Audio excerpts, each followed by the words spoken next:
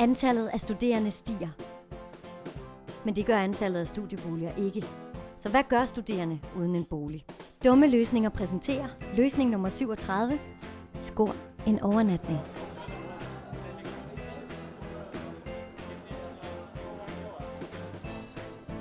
Hej.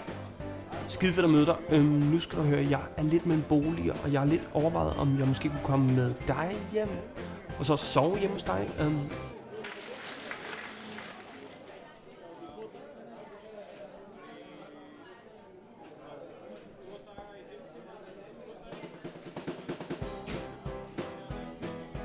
Hej.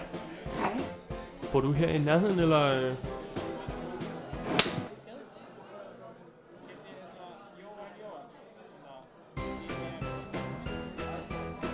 Please, jeg skal bare bruge et sted at sove.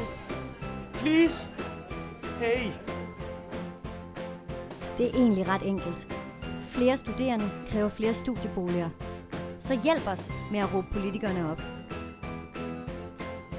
Deltag i debatten. Giv os et like på Facebook og følg os på Twitter. Vidste du, at der er flere dumme løsninger? Klik på billederne nedenunder.